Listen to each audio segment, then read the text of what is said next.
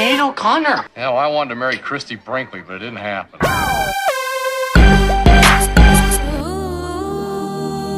I want to go to Stanford. Almost is not good enough for Stanford. Why not bring the producer to the girls' locker room? This week is our geometry midterm.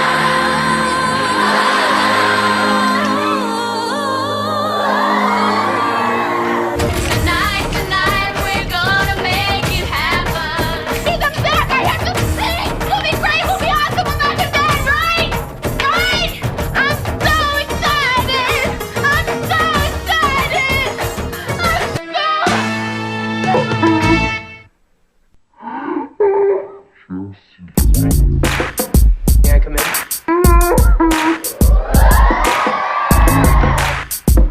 Will you forgive me? You got it, Mom.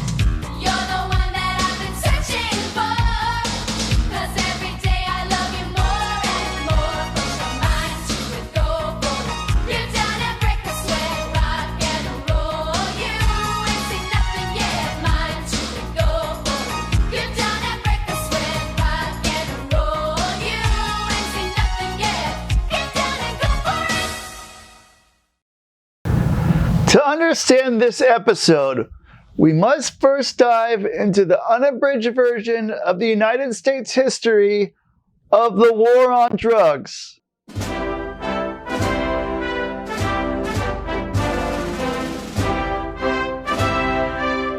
You're so excited! You're so excited!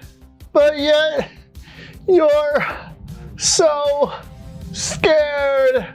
Hey, I'm not worried. Don't worry, because just like how Al Bundy rocks the Casbah with Peggy, it will be over before you know it. Hey, I'm not worried. It all dates back to 1971, where then we had two congressmen publish a very well and thorough report that contained shocking tales that for all of United States servicemen in Vietnam, 15% returned back, admitting to be hooked on heroin. Everybody was just, getting really super strung out. And then, everyone's realizing where their heads were. And just about everybody I know picked up. It was then that U.S. President Richard Nixon declared that drug abuse or drugs in general is outlawed. Public enemy number one. America's public enemy number one in the United States is drug abuse. Then the term war on drugs became quite a popular catchphrase that described the government's ongoing efforts to curb and combat the drug trade. In order to fight and defeat this enemy, it is necessary to wage a new all-out offensive. I have asked the Congress to provide the legislative authority and the funds to fuel this kind of an offensive. So if President Nixon was the architect that later in the 80s, President Reagan would then implement and carry out the war on drugs into a full-fledged media campaign. You know, it's hard work keeping in shape, but it's important to me to be the best that I can be and look the best that I can look. I don't go through all this to impress other people. I do it because I care about me. I care about my body and my health, but most importantly, I care about feeling good about myself. That's why I would never, ever take illegal drugs. You know, I've seen some people who smoke marijuana, and they seem to lose pride in their appearance. They lose their motivation to achieve. And let's face it, what goes in your body eventually shows up on the outside. The bottom line is stay away from drugs, but do it because you care about yourself. Why he took on the war he couldn't win? Who knows? But now the drug flavor of the month went from heroin to crack and cocaine. Enterprising dealers went further, developing a form of cocaine that was even cheaper and packed a lot more punch. This is it. The drug so powerful it will empty the money from your pockets, make you sell the watch off your wrist, the clothes off your back, Or kill your mother. Soon DARE programs, or drug abuse resistant education, began sprouting up like joints, where policemen were demanding conformity from you by coining a simple phrase: just say no. Employing a soccer mom's idea of youth culture, DARE used music.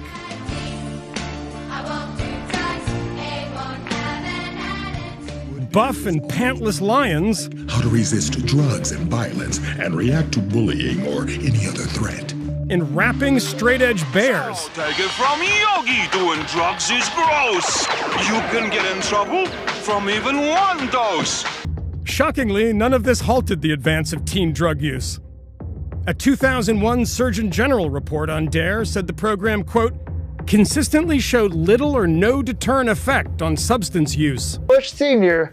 led the CIA's involvement on drugs in the most controversial invasion of Panama back in 1989 as a way of cutting off all ties with the drug trade once and for all.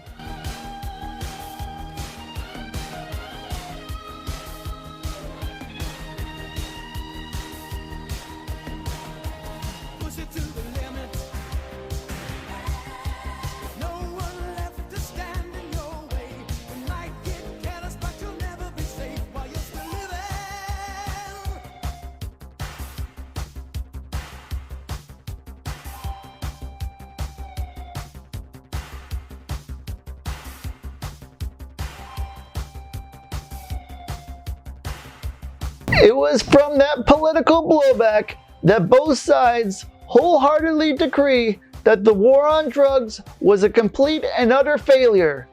By no means did it stop it. It only fueled the drug traffickers' fire to get more crafty and elusive with distribution. Smuggling drugs by air from the ground. This includes the use of catapults. Catapults have been found on numerous occasions on the Arizona-Mexican border, flinging sacks filled with drugs roughly 328 feet. About jumping the fence. In some instances, t-shirt cannons were also used to shoot drugs over the border. This may be unsurprising when considering that this staple of sporting events has often been used to fire contraband into prison yards as well. Finally, it may come to no surprise that drug smugglers would utilize the advent of drones. The Washington Examiner reported data showing that 15 drones had been spotted between Tijuana, Mexico and Southern California from late 2017 to 2018. Now here is where I come in with pop culture's influence on the war on drugs. Probably the most well-known children's episode that the Reagan administration probably had a good handle on. It was the episode of Different Strokes, where at Gary Coleman's school, they were visited by none other than First Lady Nancy Reagan, whom was promoting, you guessed it, Just Say No. I've tried drugs a few times.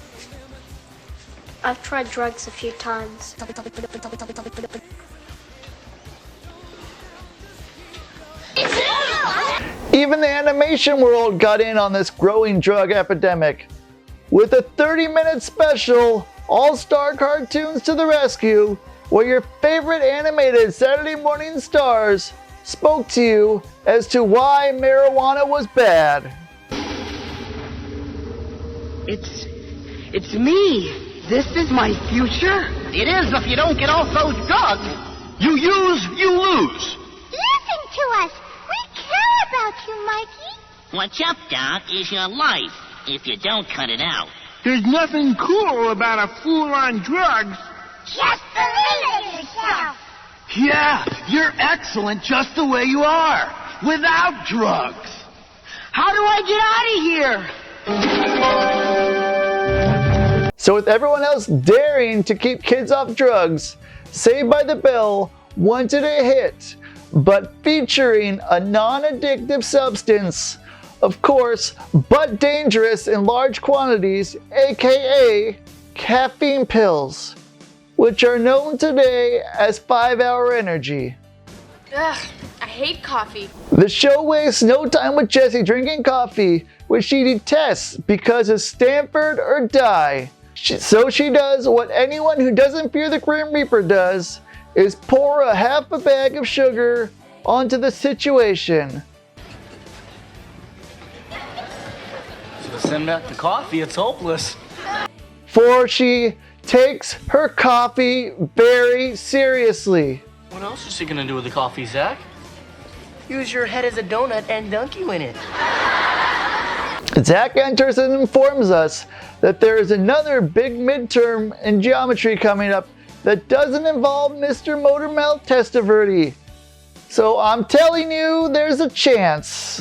Hey, I'm not worried, because I always sit next to smart nerds. Yes! Well, yeah, you guys are great at math. It's just a shame you weren't born a man.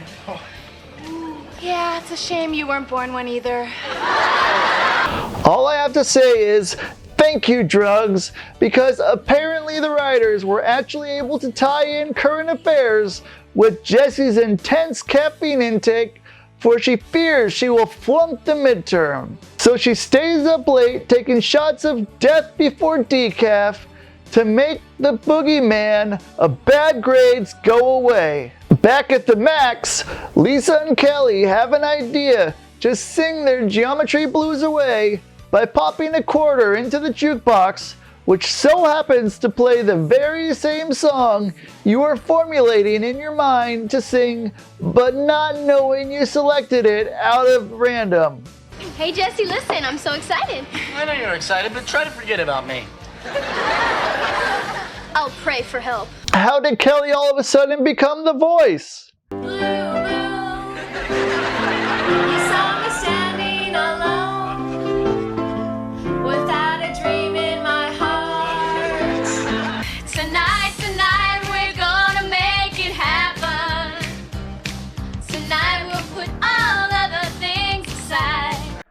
True, she tries to cheer herself up by singing.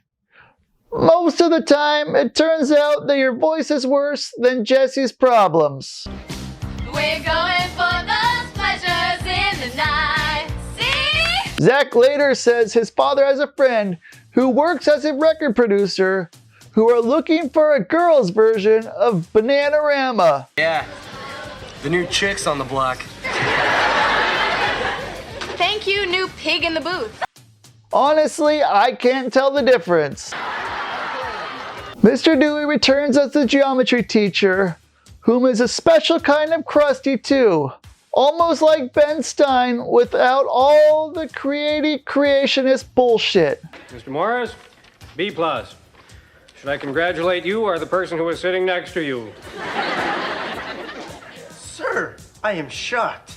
Lighten up, Z person. He hands out the last geometry test and violates any other HIPAA laws by announcing everybody's grades out to the room because it's a lot more easier to move the plot along when we can't face the facts of how unmotivated they are in the education category. Kelly, B+. Lisa, B+. Surprisingly, I don't know whose asses they had to kiss to get the head of the class, Mr. Dewey's or Howard Hessman's, but Zack, Kelly, and Lisa all get B+. Jessie, however, receives the lowest grade of all time, C. That she's going all spasmodic that if we let her trail on long enough, she may be phonetically deciphering every word from Mr. Testaverde's midterm, which that knowledge would have best suited you yesterday. See? Si, senorita, but this is geometry, not Spanish. Jessie is still all poopy about the last pop quiz, and that this one and only quiz result will prevent her from getting into a major college like Stanford because college admission boards are that locked into a full breakdown of every grade you receive every waking hour of high school from freshman to senior, or even since the time you last picked your nose in kindergarten. If you're worried about that test, I'll help you study. Okay. My house at 7? I'll be there. And stop worrying. Pretty smart for a chick. Slater. See? Got your mind off it already.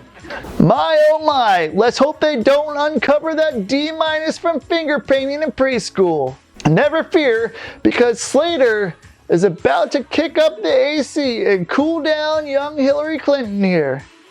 Yeah, better hurry, Slater. I hear her GPA is dropping as fast as Bill Clinton's pants around an intern.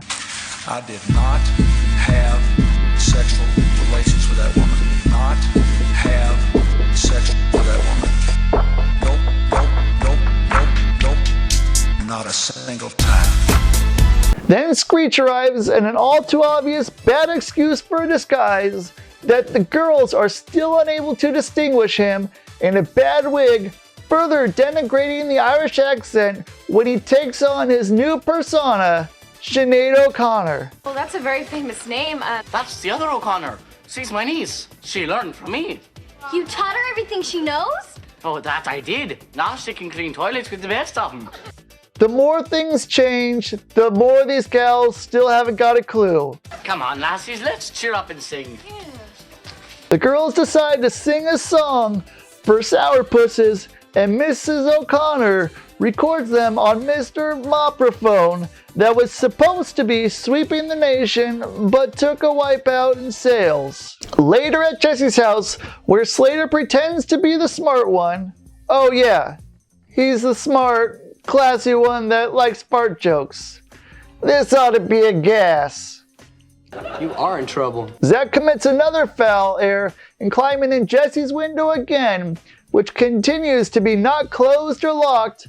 I've never seen a group of people more worried about their privacy than the founding fathers of Facebook right here, because they freely share everything about themselves. The record producer loved the tape of you girls singing and wants to play it for his boss. Yeah, that's great. What tape, Zack? Oh, the one of you girls singing in the locker room. We didn't make a tape. Hey, you're wrong, lassie. Sinead O'Connor did. Yeah, don't be alarmed if it seems the old lassie was watching you. It was merely just an illusion. You violated our privacy? That's disgusting, isn't it, Slater? Oh yeah, disgusting, Preppy. I'm very disappointed in you. Ugh. Next time, bring me. Oh. Here, take one of these. Keep alert. What are these for? Yes, the evil caffeine pills have presented themselves to us. Look how small and insignificant it looks like. I need them to stay awake to study. I got them today at the drugstore. They're just like coffee, except they don't taste as bad. Why, you can almost see a young Satan crawling from the top of the bottle, laughing maniacally as he captured yet another soul destroyed by a mostly harmless over-the-counter substance. Hey, Jessie, these are a lot stronger than coffee. It says right here they may be habit-forming. Cartoon All-Stars may have gone after the scourges of those guilty of smoking the ganji, but Saved by the Bell, the real slayer of over-the-counter products that misrepresent themselves as advertised. How ShamWow! They're harmless. They sell them over the counter. That doesn't make them safe. You shouldn't be taking these. Why, this might lead to a gateway drug. Surge, Jolt, or Red Bull. Maybe you're right. Although Slater pitches a hissy fit of overdosing, there is no way she can consume that many pills in such a short amount of time and still claim to have a pulse. She admits to Slater that I thought I was strong, but you really creamed me back to my senses, and leaves the room for her to pop a few more. Because after all, she only makes light of her chemical dependence on caffeine. Now that's a buzz for you. Next day, Jessie is the one harassing into Mr. Belding's affairs about Stanford, when the only thing he wants to study is the peaceful lunch at a cafe that supposedly every member of a student body hangs out at. What am I gonna do? Jessie, you haven't even taken the midterm yet. Yeah, but I know what's gonna happen. I'll never get into Stanford. Oh, calm down, Jessie. I will write a great letter of recommendation for you. You almost have a straight A average. Mr. Belding shrugs her off, saying there's plenty of other colleges who also like big cups, and they cannot lie, as well as sarcasm and inappropriate thoughts of those at the tail end of their GPA spectrum, known as Brigham Young University. This leads for a nice day for a pink fantasy. It's a nice day to dream again. Yow! As Jessie heads to her new college, Surf University, with a grant from the endowment of Baywatch. It's high times for Audie's as Zack is surrounded by girls in bikinis all day long. Sponsored by the movie Beer, because when life gives you lemons, swap them for limes and get me a Corona, because with beer, anything looks good. Like most dream sequences, they serve no purpose from Mr. Dewey appearing about as burnt out as it seems. Aloha, wahine, mahalo. What does that mean? Who cares? I'm just here to get a tan. From Mr. Belding, the Dean of Students, other than to never speak or hear from it again, but to poke fun at Mr. Belding in the comment section below. Surf's up, Zack. Cowabunga, dudes. We are only halfway through this episode, and the pressure is on for Zack Morris to get the gals to make a music video for Hot Sunday, their new group. Hey, don't worry. We're gonna make up their minds for them. How? You girls are gonna make a music video. I mean, wait till they see how great Hot Sunday looks. Who's Hot Sunday? You guys are. Sounds like the Christian rock group alternative to Hot Topic, sponsored by Dairy Queen. Sounds like a breakout group. So after popping a few of Satan's white drug, heart-shaped pills, as Jessie slowly embarks onto her made-for-TV movie Crash and Burn, the story of caffeine, glitter, and chaos. We are treated to a Jane Fonda LSD trip. That's the only explanation for this sweating to the 80s workout stereotypes. 1, 2, 3, bend. 1, 2, 3, strike. It's the sheer lunacy of these lyrics that is making my head explode. 1, 2, 3, bend. 1, 2, 3, strike. Seriously, the Bengals can write better PSA material on education than this. Eurythmics could write better than this. And even Boy George could write better than this. Wait a minute. I thought this song was about motivation to education. Not a love song. The first two verses hint at no clue of romance.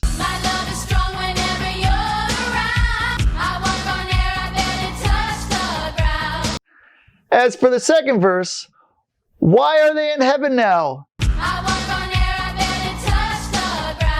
Did they steal Marty McFly's hoverboard? Now on to the third verse. Girls are nowhere to be found at the lost and found.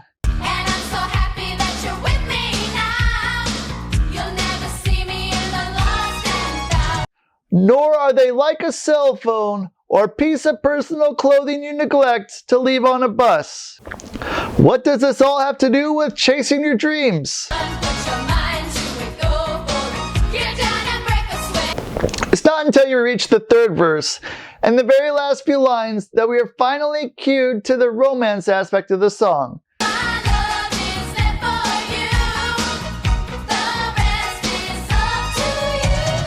So if you have been searching for the soulless man, how can you love someone more and more that you have never met?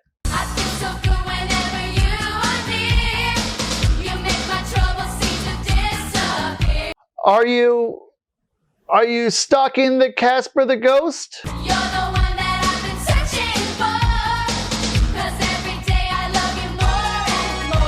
Who wrote this shit?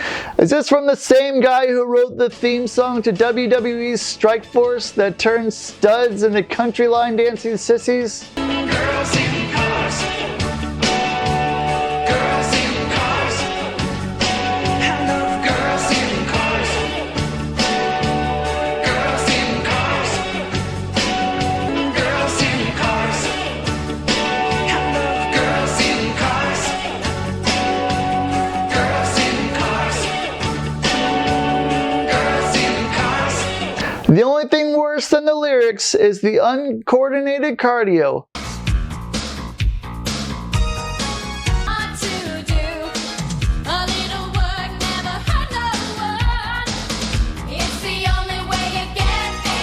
Think of high energy 80s MTV pop style videos, we think of Jane Fonda, Kate Smith, Richard Simmons, and the rest of the Buns of Steel high energy cardio burn crew allowed Zack to film his wasted piece of 80s sleaze here. Now we're leading into the $10 million question. If Zack filmed at this high-end production studio, how can he afford a multi-camera professional setup complete with video effects that is ran far better than anything Ed Wood or Canon Films done showing competence? Please, no more Willy Wonka effects detailing the effects of caffeine pills from Lisa's head to Jessie's to Kelly's. Kill me now!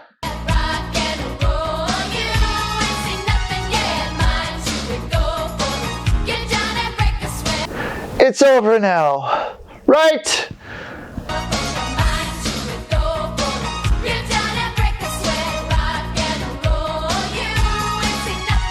Nah, still a few more minutes left for bad choreography, swinging and flailing about gym equipment that barely makes itself look useful.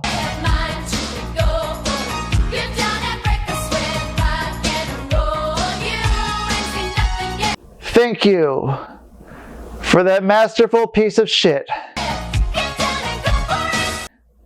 You are the weakest link. Goodbye.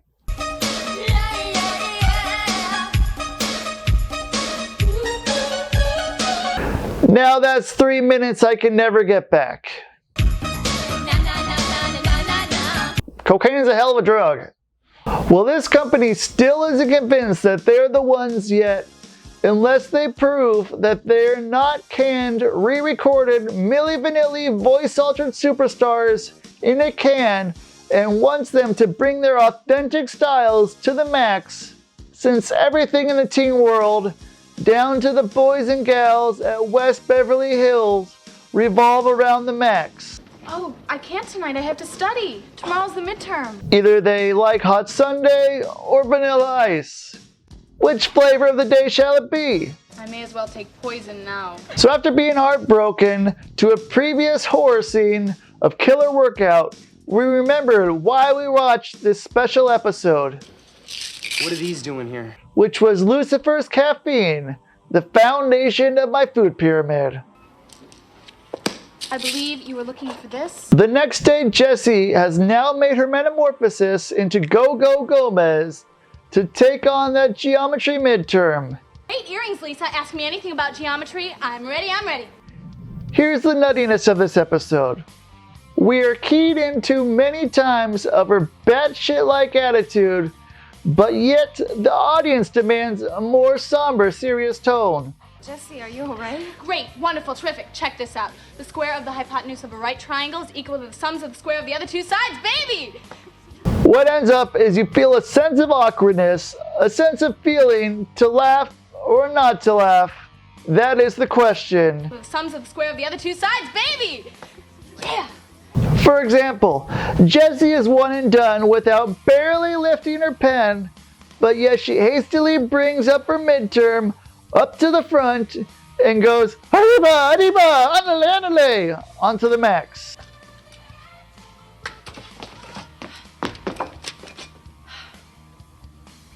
Sure you don't want to check this over? Well, if she can't amaze people with her intelligence, then confuse them some more with your bullshit.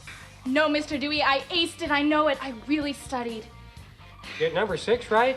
Even I couldn't figure it out. Slater confronts Zack and confides in Jessie's caffeine addiction, but Zack firmly disbelieves because it's the only way to move the plot along in favor of Jessie's lady vitamins. Come on, Jessie's too smart to take drugs. Zack, she's my friend, all right? I'm not gonna listen to this. I'm out of here. The girls have their brief rehearsal at the Max. That's not their hit song we heard just a few scenes ago. It falls on them to hit their mark, only just paves the way for an excuse for Jessie to overreact. Yeah, yeah! And now we head into what would later become the single most infamous scene that will forever enshrine and time capsulate Saved by the Bell into cult status as just another pawn into Ronald Reagan's No Hope with Dope anti-drug campaign, money-making machine of the 80s. Hey, wake up. Come on, we gotta go to the Max. We go to Jessie's room as she is sound asleep, for Zack is there to get her to the Max, to get her fitted for wardrobe for her performance at the Max. Apparently, caffeine pills cause amnesia, loss of memory, no sense of time. Where are you going? What am I gonna wear? I gotta wash my hair. No, there's no time. No time! There's never any time! I don't have time to study! I'll never get into Stanford! Oops, she later reveals her stash of the Devil's Daily Brew called Depresso. I need them! Jessie, give me those! I need them, Zack! I have to sing! Jessie! I'm so excited! I'm so excited! I'm so scared! The feeling you get when you run out of coffee. Jessie. Jessie. Hey, don't be scared. Listen, we'll get through this. So just in case, if you're getting all of this, it was only a mere matter of days when Jessie developed this crippling addiction that would take the milligram strength of a mule to kill a man. Yet she's only dabbled in a few pills now and then. Hey, come on. Remember that time when we snuck out to CET? Sorry, writers, your artificial intelligence and supposed know-how is no match for natural stupidity.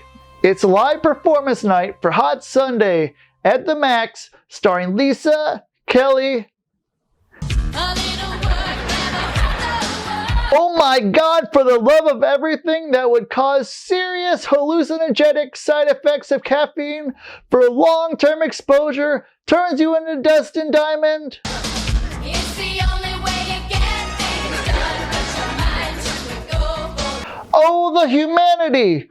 Why was this not used in every DARE drug awareness program?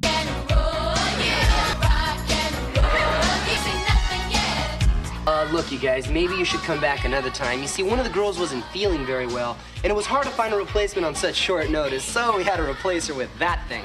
Make this Pee-wee dance stop!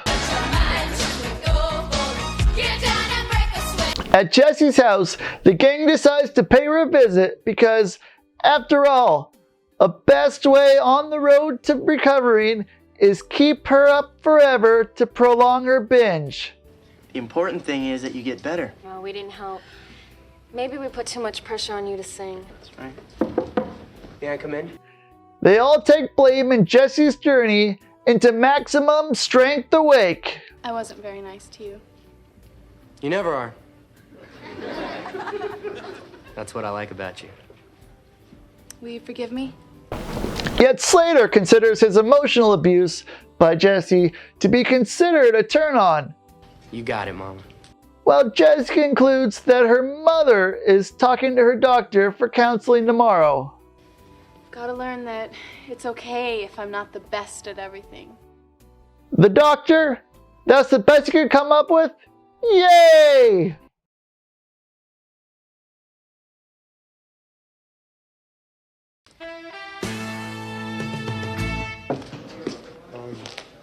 Hey, look. Jessie has a problem. Are you crazy?